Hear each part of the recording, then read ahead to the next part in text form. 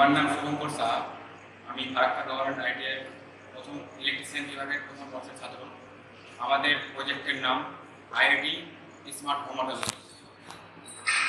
আমাদের এই প্রজেক্টটি তৈরি করতে 9 জন মেম্বার এবং স্যার ম্যাডাম সহযোগিতা করেছেন। আমাদের গ্রুপ ডি প্রজেক্ট প্রজেক্ট আমাদের এই প্রজেক্টটা তৈরি করতে যে যেসব যেসব কম্পোনেন্টস লেগেছে সেগুলির আমি নাম বলছি। ESP32 5 ভোল্টের relay, ESP32 3.7 battery, switch, IR sensor, holder, LED bulb, এগুলি আমাদের কম্পোনেন্টস লেগেছে। এটি ইউজ কিভাবে করে? ইন্টারনেট অফ থিংস বা স্মার্ট হোম এর ব্যবহার আমরা দেখব কিভাবে এটি ব্যবহার করা যায় তা ইউজ করতে হবে।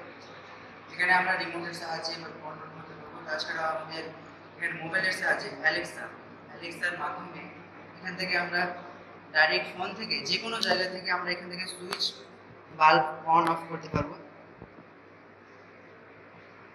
এখানে দেখেন বাল্ব অন হয়ে গেছে, বাল্ব টু অন হয়ে গেছে, অফ করলাম বাল্ব অন অফ করলাম।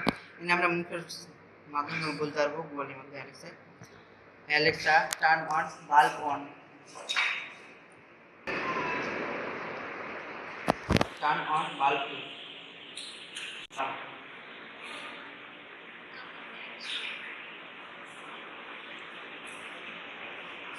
সুবিধা হচ্ছে যেটা আমরা যে কোনো স্থান থেকে আমরা কানেক্ট করতে পারবো, যে কোনো জায়গা থেকে আমরা লাইট হোক বিকল্প যদি আমরা কারেন্ট আলো যেন ফ্যান বা যে কোনো জিনিস আমরা কারেন্ট থেকে তুলে ব্যবহার করি, তাহলে আমরা যে কোনো স্থান থেকে আমরা সেটা কানেক্ট করতে পারবো।